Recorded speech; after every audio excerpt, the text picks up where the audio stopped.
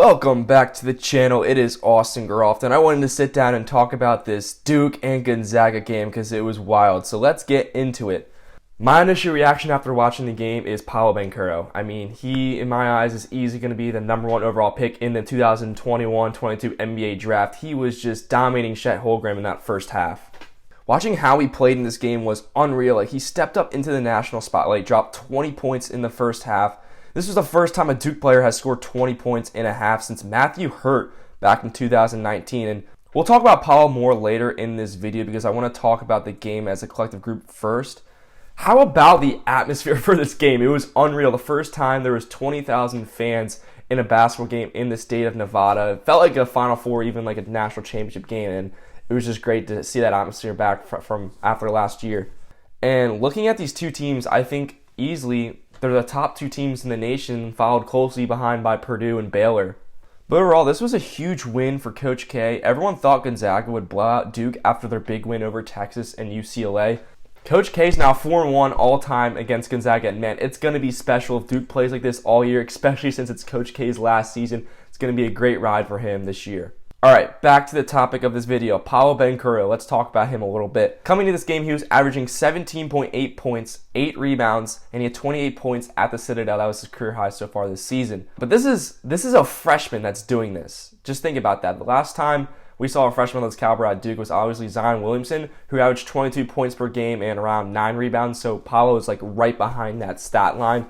This is not a guy who can just score and rebound. He can do it all for the Blue Devils. He can pass it, he can dribble it, he can score in transition in the post. He's a great ball handler standing at his immense height at 6'10", so it's outstanding what he can do at that size.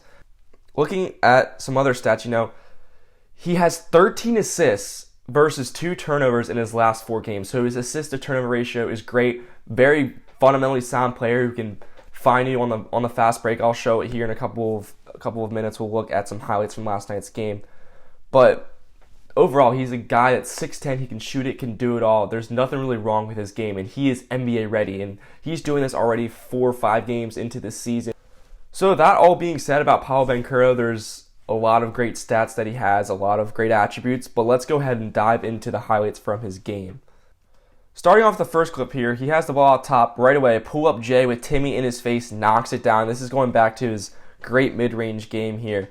And then this is a clip that I wanted to talk about. Here goes Banchero in transition, Euro step, finds Mark Williams. Foul was called, but this is what he's going to do all season. He's a guy who can get the rebound, run the fast break, and then find a man. We're going to see it later on in this video too. He does a great job of just running the floor, and he has an alley-oop pass to Mark Williams, I think, earlier, and this is disgusting. In transition again, pulls up with confidence, buries the 3, and that's just unreal. A 6'10" guy doing that, and there's a nice back cut off of a out of bounds play, gets the easy layup, and then here's another play I want to talk about.